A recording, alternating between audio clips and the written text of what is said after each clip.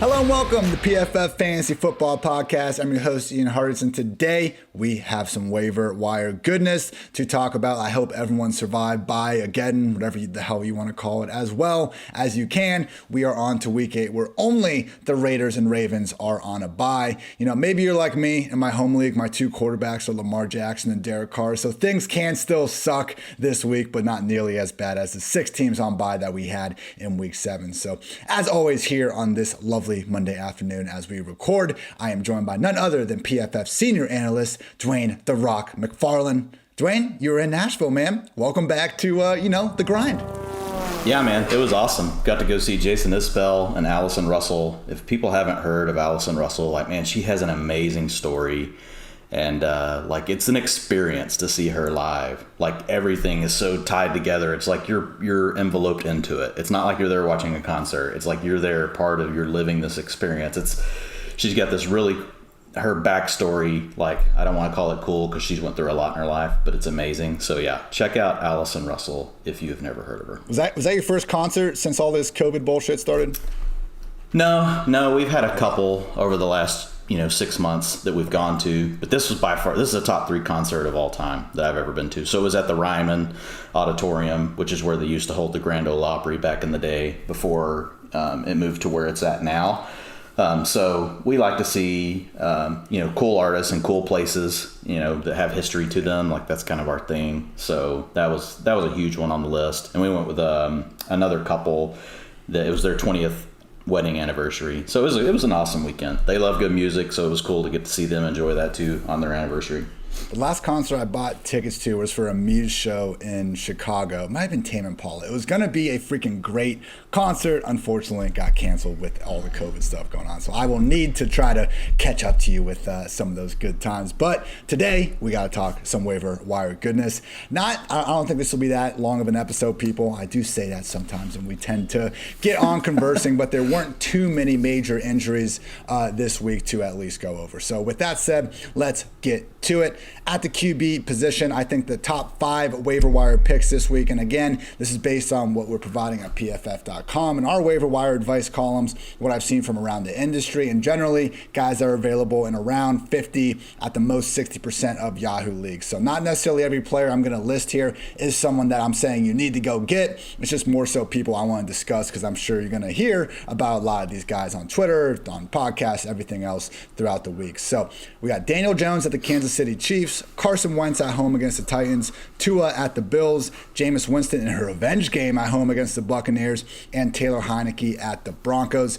Dwain, the way I would order these guys at the moment is Carson Wentz, Jameis Winston, Daniel Jones, Taylor Heinicke, and then in last, Tua. My general reasoning is that we got Carson Wentz really playing some great ball over the last 4 weeks, going up against the Titans defense that even after really shocking everyone, shutting down Patrick Mahomes and company, still the 8th worst unit in fantasy points per game allowed to QBs. I was surprised with how mobile Wentz looked on Sunday night. It seems like he is fully back from not 1 but 2 sprained ankles, and I think that's just based on matchup, based on the rushing floor, and based on what we've seen from just him being a good quarterback recently. Wentz checks all the boxes. After that, though, Jameis against the Buccaneers defense that forces everyone to pass. That's really been the only issue we have had with Jameis this year is that pass volume. We're recording this before Monday Night Football, so prepared to be sounding like an idiot on Tuesday. I will see how that goes, but cautiously optimistic that Jameis, who this year, he's been the QB3, the QB5, and then he's also been the QB 26, 25, and 26 again. So I think he should have the volume to at least have a chance to put up some numbers against that banged up secondary. Daniel Jones, look, only Lamar Jackson and Jalen Hurts have more rushing yards than him this season, and nobody's allowed more rushing yards to QBs than the Chiefs. A little bit of a skewed stat, I think more based on the quarterbacks they faced than any true schematic factor. I'd feel a lot better if we get some words that maybe multiple of Kenny Galladay with the knee, Sterling Shepard with the hamstring, Kadarius Toney with the ankle managed to return. And then we have Taylor Heinicke, who more or less, like he's Daniel Jones at this point, where he is the 4th in the NFL in rushing yards behind only Jones, Lamar, and Hurts.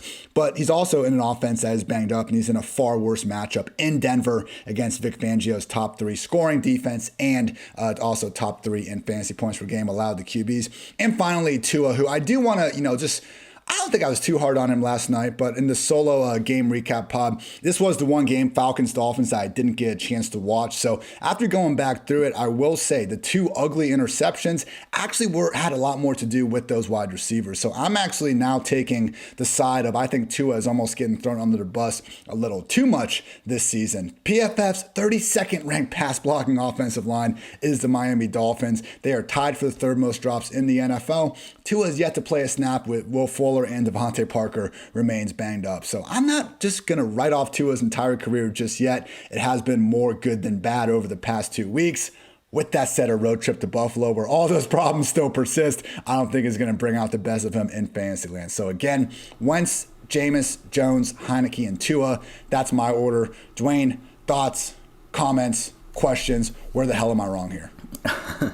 I don't think you're wrong. I would reorder them there's two orders here, right? There's one that's just for this week, which is the main thing, right? It's streaming. But if someone was really considering, I need one of these guys for the rest of my season, I would move Tua up at that point. That point, I would put Tua first because I do think he's going to get the rest of his weapons back. Yeah, his offensive line is not going to fix itself, but he gets the ball out pretty quick. Over the last 3 weeks, he's at a 2.46, 2.56. Over the last 2 weeks, average time to throw, he's at a 2.50 on the season. He's pushing the ball down the field, and getting it out quickly. They're running a lot of play action, 41%, on the season, 42% each of the last 2 weeks. So there's things to like, about the Dolphins offense, and the fact that he is a young player, he's still growing. It's funny to me, like how quickly we do throw Tua under the bus when normally we give these quarterbacks so long, but everyone's in such a rush with Tua.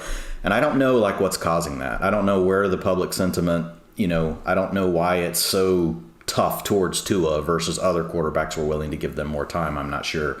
But if it was just for this week, I think your order's pretty close. I would still put Daniel Jones first just because of the rushing. 16% of his team's designed rushing attempts on the season. He had 26% of them last week. Scramble rate is above average at 6% on the season. So I think those are good things for Daniel Jones, and he's got a good matchup against Kansas City. That could potentially, that's funny to say that could shoot out, right? But it's like where Kansas City is now, and then what the Giants were able to do this last weekend. It's like, okay, that could be a little bit more of an interesting matchup than what we thought. So I would put Daniel Jones first, but then I would agree with the list for the rest of the way. I would definitely make it Wentz because, to your point, he's looking good. And over the last 3 weeks, if you look at his adjusted completion percentage versus his average depth of target, both are really strong. A lot of times you'll see these guys have these huge adjusted completion percentage weeks, but when you look at it, their ADOT was a 4 for the week. Like Wentz, 2 weeks ago, a 13.2 ADOT with an 78% adjusted completion percentage. That's really good. So he's getting the ball out quicker than he had been. He had been holding on to it a little bit too long. So yeah, I do like Wentz. I don't love his weapons or anything, Ian, but it is an offense that I think at a minimum we have to say, yes, it's starting to gel and they're starting to find their identity. I don't think Wentz is someone that I want to count on as a QB1 week after week, but as a streamer in this specific matchup, yeah, I like it. Definitely more so based on week 8 and week 8 only. I agree with you that Tua, moving forward, hopefully the O-line can improve because they can't get any worse, and bringing back Fuller and Parker at some point will certainly help everyone involved. After this Bills matchup this week, which again is just brutal worst case, they get the Texans, the Ravens, the Jets, the Panthers, the Giants, the Jets, Saints, and Titans all the way up until week 17. So not saying every single one of those is a smash, but you certainly heard, whenever you got 2 games against the Jets with the Titans and Texans thrown in there, hard to be too angry about that. And yeah, with Daniel Jones, I'm fine putting him first. Let's just make sure we can get 1 or 2 of Kenny G, Shep, and Tony back in the action. So definitely think there's a drop-off after Daniel Jones on the Heinicke. So really try people this week. Carson Wentz, Jameis Winston, Daniel Jones. Those should be your top 3 quarterbacks for this week. And yeah, Tua might be able to give you a little bit of sneaky goodness for the rest of the season. Now let's move on to running back. Dwayne, the big situation to talk about is in Philly. Miles Sanders suffered a sprained ankle, is expected to miss at a minimum at least a few weeks. Good news is that he's not out for the season. When you get carted off, we always tend to assume the worst, but he seems to have escaped truly major injury. In his absence, though, much more of a split, at least in terms of total opportunities on the ground, especially between Kenneth Gainwell and Boston Scott. What do you think this is going to look like here moving forward? Is Gainwell more or less going to replace Sanders as the pretty clear-cut lead back? Or do you think this could be a little bit of a trap situation where we end up seeing these guys each involved enough to really render each as borderline meh fantasy options? I think it really could be the latter, but I'm willing to give Gainwell the benefit of the doubt, right? As a younger player that we liked a lot of things about him coming in. This is his opportunity to seize more of the backfield. So I would kind of say, it's up to him. But if you look at the way that they handled the two backs this last week, you only had Miles Sanders out there for 17% of the snaps. So after that, it was 51% to Gainwell, 33% to Boston Scott. But then rushing attempts, only 18% to Gainwell, 25% to Boston Scott. So Gainwell wasn't that involved. So, if you look at his rushing attempt percentages in the weeks leading up to that, he had several weeks where he was at, 10, 15% in those ranges. And so he was only at 18%, which wasn't, it's not like he saw a huge increase in the rushing attempts department. But what he did see was an increase in routes. He was up to 56%. So over half the times Hurts was dropping back to pass, he was in a route. And he was targeted on 25% of the passes and had a 30% targets per route run rate, which is really, really good. He was also out there for 80% of the short down and distance, 82% of the long down and distance, and over half of the 2-minute offense. So he did lead the way really in all the categories. And this is one I've still got to dig into just a little bit more for the utilization report, which I'm working on right now, is just to see, what was the exact game script at the moment, right, that happened once we lost Sanders early in the game. And then did that have an impact on the way these two broke out? But really, it looked like it was Gainwell's probably in line for 50 to 60% of the work is what I would say, Ian. And then Boston Scott's going to work in. But I do think there is a chance that they throw us kind of a knuckleball. We don't know for sure. Because it's just odd to me, like Scott was out there so little but had 25% of the attempts and Gainwell had 18%. So if they were trailing this whole time that Gainwell was out there, what that could say is that in a closer script, which the Eagles haven't been able to manage, so maybe it doesn't matter. Like they trail pretty much they trail by 4 or more like almost every play. It's pretty amazing. They've trailed by 4 or more the 4th most in the NFL. So as a percentage of their plays. And so Boston Scott, it'll be interesting. Like, is he going to get used a little bit more on like 1st and 2nd down in a game that's more manageable? And it's really Gainwell still more as, you're going to get out there more as a receiving option, but we're not going to give you a lot of, attempts on the ground. I don't know. That's the one potential pitfall I see. This would be the week where they might be able to get a lead in Detroit. God bless Dan Campbell. Always has his Lions playing hard, but an 0-7 record is an 0-7 record. Lions have been the 5th worst defense in fantasy points per game allowed to opposing RBs, have allowed a league high. They're tied for first with a league high 6 receiving touchdowns against running backs. I agree. It's Gainwell. I don't why even put Boston Scott in your waiver wire article. We are never going to start him. It seems like Sanders has escaped serious injury. Unless you are just desperate, and again, you shouldn't really be desperate with only 2 teams on bye this week. I guess if you just need 8 to 10 touches somewhere, you can go get Boston Scott, but it's definitely Kenny Gainwell. And we talked about this earlier in the year, Dwain, where Gainwell was someone that we prioritized in kind of the more barren weeks because of the potential for him to maybe even carve out a larger role when Miles Sanders does return to action. So I know at this point, people have probably already kind of drowned out a lot of their fab or maybe even waiting for the moment. I don't think this is the spot to just blow everything and expect this consistent RB1 goodness, but assuming Miles Sanders is out this week, which seems very likely, Gainwell, he's going to be a hard guy to keep out of the top 24, even if it will be kind of in the lower ends. It's not that different from the way we've been treating Miles Sanders over the past few weeks. Yeah, it's just you're playing the Lions. The matchup's just really going to pop. So it will be hard. I don't see any way he doesn't make the top 24 if Miles Sanders is going to be out. He'll probably struggle to stay out of the top 18. I just think the trapdoor floor kind of thing is all of a sudden Boston Scott gets more involved because they're ahead. So that's just the one thing I would put out there. But it doesn't scare me off of Gainwell. I think Gainwell's a, 5 to 20%er depending on your needs in your league, and then what additional information we get around Miles Sanders over the next couple of days will obviously kind of help us decide where they fit in that range. I know some of you have to do waivers right out of the gate, tomorrow. There's all these sorts of weird league settings. I used to be in one that was done right after Monday Night Football. I hated it. So if you've got that situation, you got to go on what you have, and it's based on your roster. And the cool thing about Gainwell is in medium and larger bench settings, he's a player you can still feel good about holding, right? Even once Miles Sanders, comes back, because he's a young player. They've invested in him. He has a pass catching role. There's all these different ways for him to stay involved in the game plan. And this is just really more of if Sanders were to miss multiple weeks, right, this just gives you the upside. And so that could always happen again. I mean, we're halfway through the season.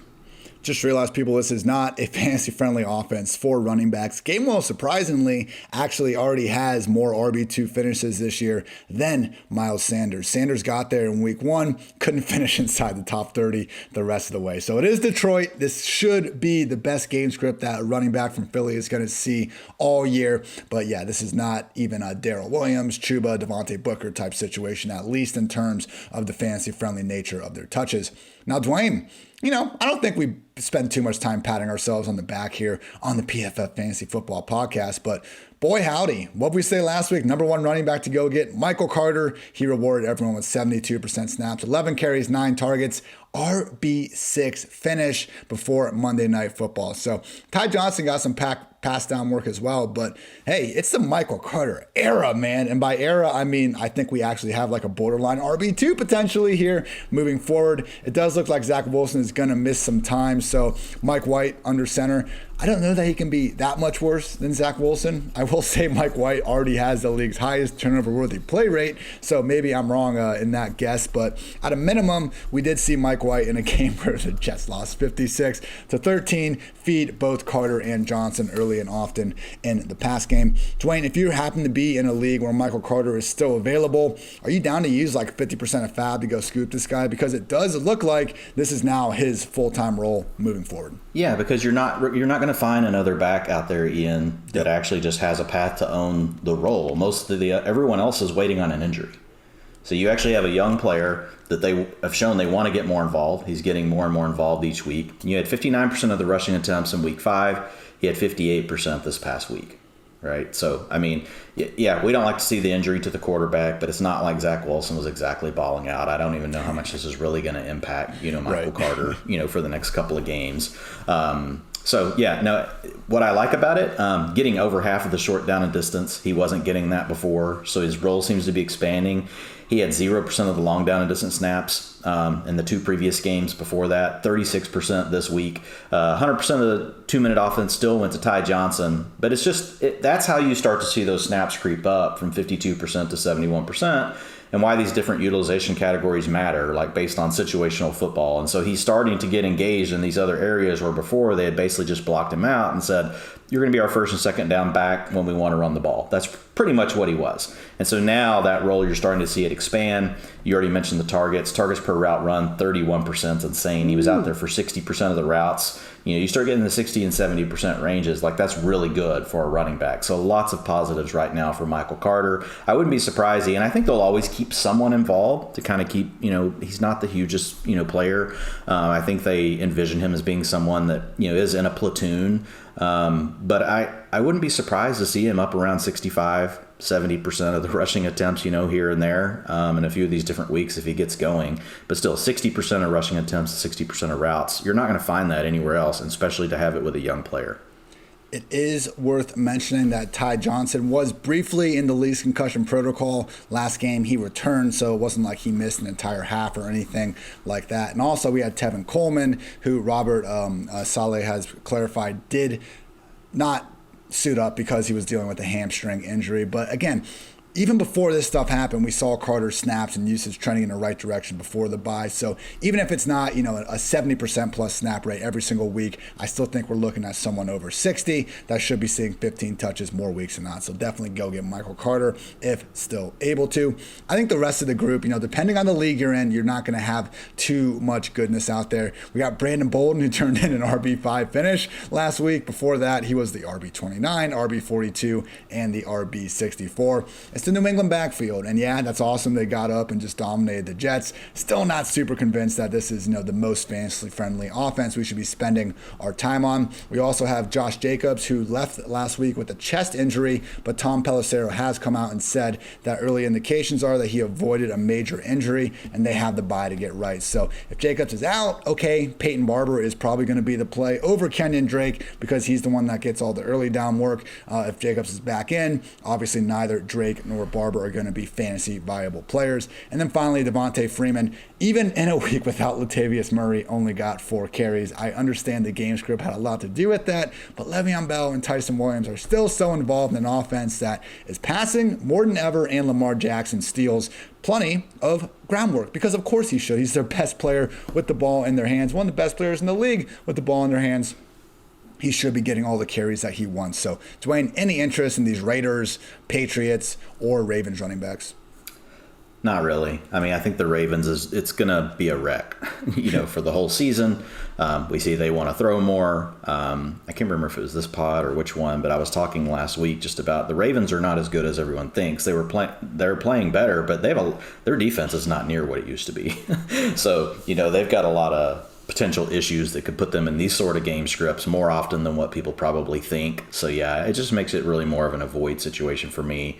As far as Kenyan Drake and Peyton Barber go, Kenyan Drake probably wouldn't have gotten really anything had Peyton Barber been active, this last weekend. So I think Barber, if for some reason Jacobs misses time, that's the player that I want. Kenyan Drake probably just stays in his same role, which has really been cut in half by Jalen Richard. So Kenyan Drake's not even really a player I'm that interested in having on my roster, even in these deep formats that I play in. He's just a player that I'm really down on because they've very narrowly defined what his role is. And so that's the opposite of what you want, right? You're looking for players that have multiple paths beyond just injuries, right, to be able to increase their snap share, get into different situations in the game. And it's clear that that's just not how they envision Kenyan Drake. So I'm out on that. I'll throw out a couple of other names, Ian. They're not really for starts this week. And I know you and I can run through our order, but I'll throw these out real quick. So these are really if you're in deeper formats. You're playing in 12-team league, something like that, and you've got, 20 players, on your roster. So here are some players that I think, kind of become the next round of potential cuffs. So Darrington Evans was back this weekend. He was active. He actually had a couple of carries. So we all love Derrick Henry, but man, the workload is way up there. And they just they continue to ride him every single week. If he were to go down, I do think McNichols would pick up a little bit more work. But I think Darrington Evans, as long as healthy, would probably see the most work in this backfield. And I think that would make him, I don't know what your thoughts are, Ian, but I think we'd be looking at him immediately as like a low-end RB2. That's where Ian puts everybody, low-end RB2. No, that was wide receiver. It was wide receiver where it's low-end wide receiver 2. He's a low-end wide receiver 2, Yeah, he's a low-end wide receiver 2, even though he's a running back. Yeah, so Evans is one, and he could quickly change our minds about that, right? He could easily be in the RB1 conversation very quickly because of we have a team that is very willing to run the ball more than the league average in every scenario. Is Derrick Henry part of that? Yes, of course he is. He's part of why they're willing to do that. But at the same time, I don't think you're going to change Mike Vrabel's DNA, right? Just if Derrick Henry got hurt. I think he's the type of coach, coming from a defensive background, he's going to want to continue to ground and pound. I think that makes Evans, it puts him up there. I think he's in the top 3 to 5 cuffs to own right now that people aren't thinking about for sure. Another 2 that I know no one's thinking about, and I didn't really pump them last week because they both had bye weeks coming up. But Kalen Ballage looks like he's really taken over the role behind Najee Harris as the main back. If something were to happen to Najee Harris, another player with a huge workload, I'm guessing 60 to 65% of that work, maybe more, would go to Kalen Ballage. Now, we've got Anthony McFarland that will eventually come back. Benny Snell really seems to be the odd, player out. So we could see it be more of a McFarland / Kalen Ballage, where maybe they use McFarland a little more on he may pick up the passing downs that Najee Harris leaves behind. But Ballage is someone that no one's thinking about. You can get him for minimum fab. And then the last one is Joshua Kelly. Joshua Kelly really over the last couple of weeks has, he got his opportunity due to injuries with Justin Jackson. And so he got on the field, it was like week 4 or 5, and he actually looked better than really either of the other backs after really struggling through all of preseason. So I think if something were to happen to Austin Eckler, again, it's going to be more of a split. It's not like any one of these backs is going to take it all over. I think they would all be in somewhat of a tandem, and I'm giving you the players I think that would lead the way. And these are... I'm giving you situations where you truly do have a lead back that's getting most of the work, so it could still be valuable. So Joshua Kelly would be the other one. I think you can get any of these players for, the very minimum fab amount if you've got a spot that you can stash them. So people, if Michael Carter's there, go get him, absolutely. And Kenneth Gainwell is worthy of most of the waiver hype he's getting this week. But hey, if you don't have much fab to spend, you still want to just juice up some empty bench spots, or maybe just someone that you don't really need and you're shooting for more upside, Darrington Evans, Kalen Ballage. I think Joshua Kelly, you're right, he probably would be the lead guy, but I think Justin Jackson could steal enough pass down work, Larry Roundtree there as well. That would be, I think, the most muddled situation. Evans and Ballage, I think you're correct. They would be low-end RB2s, and then they would actually have potential to leap into the RB1 territory depending on how their ensuing usage pans out. So good stuff there, Mr. McFarland. Moving on to wide receiver. So a lot of these guys I think we've talked about in past weeks. We don't need to go too crazy on. Rashod Bateman, 6 targets per game. Just note that he is a pretty clear number 3 option. This has been with Sammy Watkins sidelined. So last 2 weeks, Marquise Brown, 19 targets, Mark Andrews, 13, Rashod Bateman, 11. So, hey, we can live with that if that sticks. I am worried about Watkins coming back, though, and just being involved enough to really render both him and Bateman as non-viable fantasy guys more weeks than not. So Bateman's fine to have on the bench. Certainly would not go crazy with the fab, though. Also got Jarvis Landry, made his debut and had 8 targets last week. But hey, it's him and OBJ right now, and as long as they're both healthy and an offense that just wants to run the ball because it's either Case Keenum or a banged-up version of Baker, I just think they're going to cancel themselves out more weeks than not. So yeah, Jarvis, I think he'll probably be maybe this borderline wide receiver 4, not a low-end wide receiver 2. We're going even lower with Jarvis Landry here, but he's just someone that I'm not so sure you're getting the ceiling that we kind of want for in some of these receivers. Hey, you can do worse than someone that's looking at probably 5 to 7 targets, but we kind of know Jarvis is, and as long as Beckham is healthy, like that's the thing. And even last year, man, when Beckham wasn't healthy, we just weren't getting the boom from Jarvis I think you would expect, and this is now an even worse version of the Browns passing game. Dead last in the NFL in catchable deep ball rate through 7 weeks. Also have Darius Slayton and Dante Pettis coming off some nice performances just in terms of overall usage. But again, with Kenny Golladay, Kadarius Toney, and Sterling Shepard, none of them on IR, I would expect to get one or two of them back sooner rather than later. And then finally, Van Jefferson. It's a good matchup against the Texans. I'm not denying that. But this is not the first time we've seen him really start to soup up a lot of snaps, and then it doesn't necessarily stick. I mean, season high 94% snaps last week, but this happened in week 2, and it looked like Deshaun Jackson was out of the picture, and then in week 3 they came back and Jackson had that 120-yard touchdown performance. So Jefferson, it's a fine streamer, but I think Dwayne, people should be focusing the most on this Green Bay Packers situation. So Devontae Adams is on the COVID list. He is vaccinated, so he has a chance if he can return 2 negative tests 24 hours apart to get active for Thursday night, but it's an awfully quick turnaround. Certainly doesn't seem likely that he'll be out there. So that leaves us Allen Lazard, potentially MVS if he gets activated off of IR, and he is eligible at this point,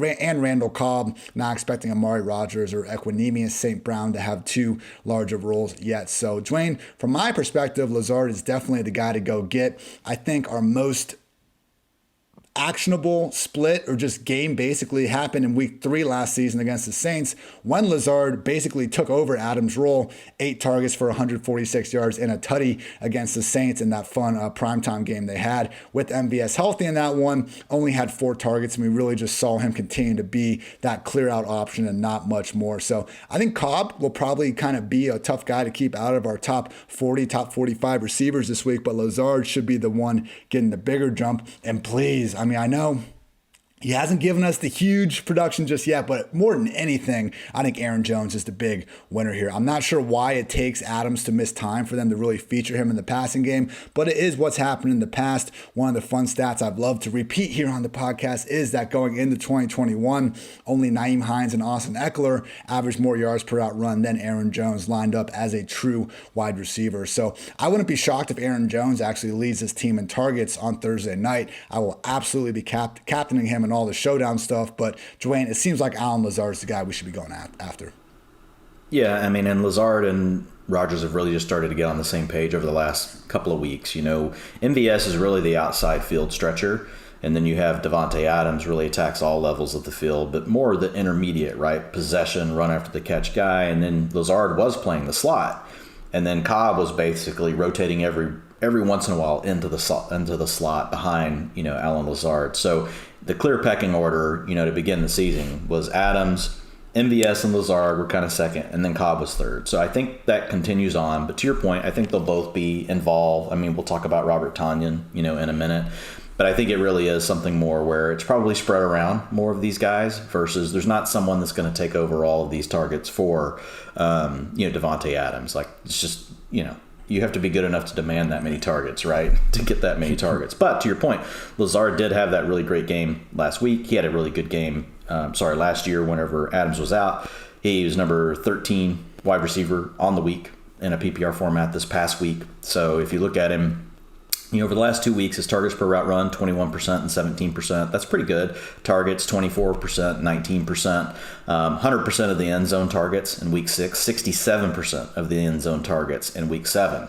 So somewhere Robert Tonyan is steaming.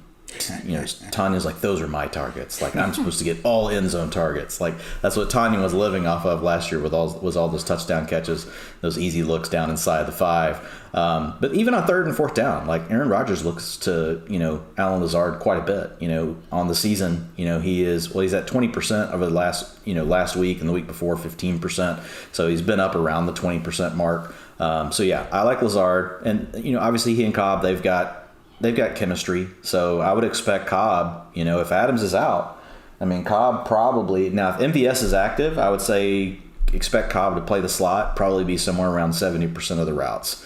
If MVS isn't active, then you probably see Cobb up towards 85, 90%, and they'll probably, I don't know who else they'll work in, probably Equanimeous St. Brown will come out to stretch the field some. So we'll have to see. But yeah, I do think Lazard is the top one, but I think Randall Cobb will be viable as well. Lazard ranking range. I know we don't usually do this until Tuesday night, Wednesday morning. He'll be a wide receiver 3 for me. Okay, I was about to say high-end wide receiver 3. As much as I would like to stay on brand there, I think it'd be hard to jam him in the top 24 guys. Any of those other ones, we've talked about Bateman every single week. I think people kind of get our general thought at this point. But Landry, the Giants, Jefferson, any general thoughts? Yeah, with Landry, I don't, you know, look, it's a run heavy offense, right? We've talked about it. So what you want out of if you're gonna roster a player off the team, you want the one that you think can make the big play. And that's really Odell Beckham Jr. You know, as much as everybody I know wants to hate on Odell Beckham Jr., blah, blah, blah. He played through it, hurt last week. He got hurt the week before. It's funny how they throw all that out the window once their mind is set. Yeah, no, he just sucks. Doesn't matter if he's hurt. He just sucks. It's on primetime, Dwain. Everything matters 100 times more when they're actually watching. Everybody's an expert on primetime. I think my new theme for Twitter is I'm surrounded by experts that are not experts. Me included. Me being one of those. So there we go. No, I mean, as far as Landry goes, I think he could be a viable low-end wide receiver 3 option for you through bye weeks. Like you said, it's not really that tough this week. We've only got 2 teams on bye. But I think Landry's, you probably got it right, a wide receiver 4, but you can use him as a wide receiver 3 from time to time. And if they end up shutting Beckham down for any period of time due to his shoulder, well, then that could change things a little bit for Landry. But to your point, it didn't matter that much last season. Darius Slayton, no need to really talk about it. If the other weapons start to come back, that obviously hurts Slayton. If they're not in there, I do think Slayton is kind of one of those boom-bust wide receiver 4s. We've seen, actually, if you've got 2 of those weapons not playing, I would rather play Darius Slayton than Jarvis Landry, right? Because we've seen Daniel Jones loves to target Slayton. Slayton was one of my most used players this past weekend in DFS, just kind of a $4,000 free square on DK. Just knowing that, he and Daniel Jones have that chemistry. I didn't realize that, we would see the Panthers get blown out and there not really be a need to continue to throw the ball to Slayton, down the field.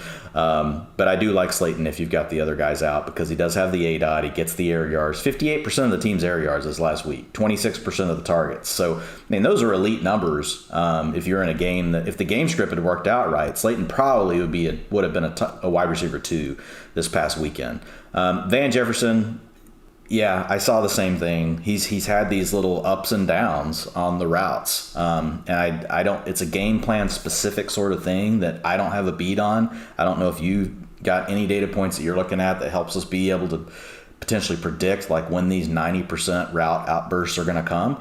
But I just don't know. It could very easily next week be back to 69, 65%. I have just Van Jefferson on a ton of rosters in deeper formats, and I will use him if I've got to throw him in there, as my second flex play.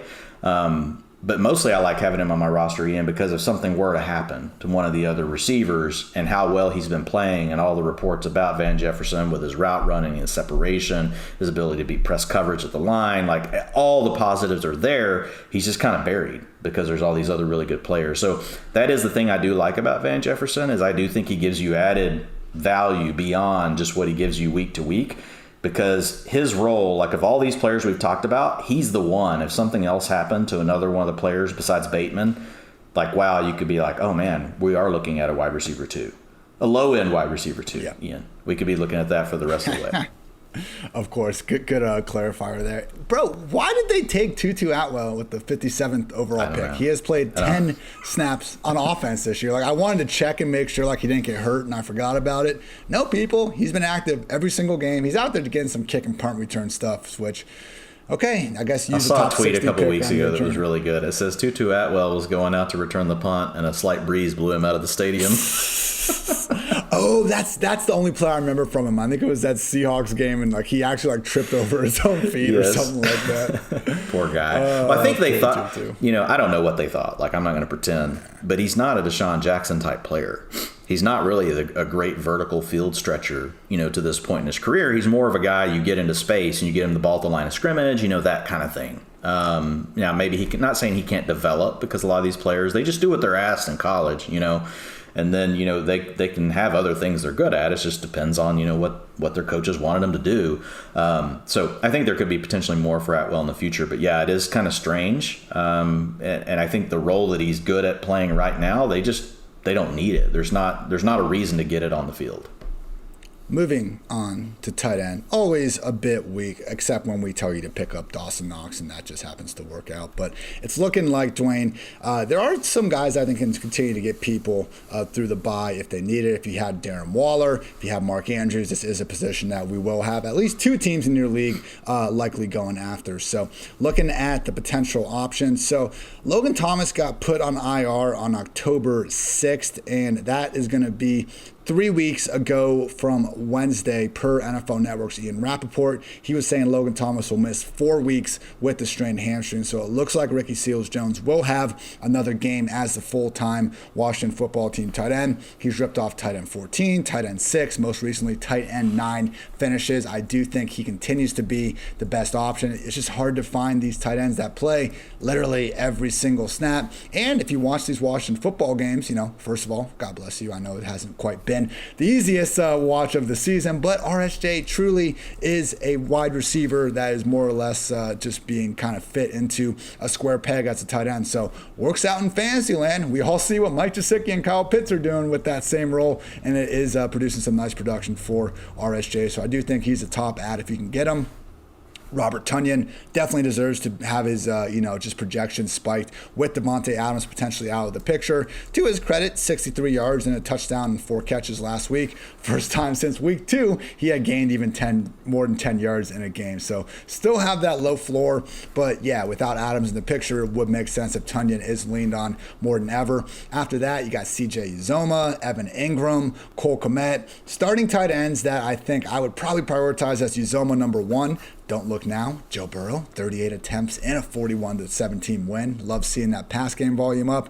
With Evan Engram, it's just like, how many? It's like the James, like Laviska Shenault and Evan Engram. Like, how many guys need to get hurt for you guys to do anything or demand like an actual high end role to get it for you? Because Engram, like, why was last week not the game? When is it ever going to be Evan Engram week? Probably the week that everyone decides to finally stop playing him. So, hey, if Tony, Galladay, Shepard continue to remain out, okay, you can do worse than the tight end. That's likely going to see 6 to 8 targets, but we just have not seen that scoring upside at all over the past 2 seasons. And then finally, Cole Kmet with Jimmy Graham on the COVID list, 5 catches for 43 yards on 6 targets. He'll be out there a lot, but as we've all seen, Justin Fields' Matt Nagy experience has not produced basically any goodness through the air. So I would rank these guys as RSJ, Tonyan, Uzomah, Engram, and Kmet. Dwayne, I have a feeling that you want to put Tonyan ahead of my guy RSJ. No, I right. like RSJ. Thank God. No, 92% of the routes, 93% the week before. I mean, there's nothing, and he's hitting the 20% mark for targets he's hitting 20% for targets. He's slightly under that for targets per route run, but he's out there so often. Look, some of this stuff is simple math, and the tight ends is like one of the positions, in my opinion, that's like the easiest to just spot. Like, this is going to happen, and it's going to continue to for Ricky Seals-Jones until we get Logan Thomas back. What's going to be interesting, Ian, is like what happens when we get Logan Thomas back, because now there's reports that it may not just be the Logan Thomas show. We could see more of both of these guys, so it'll be interesting. Screw them both.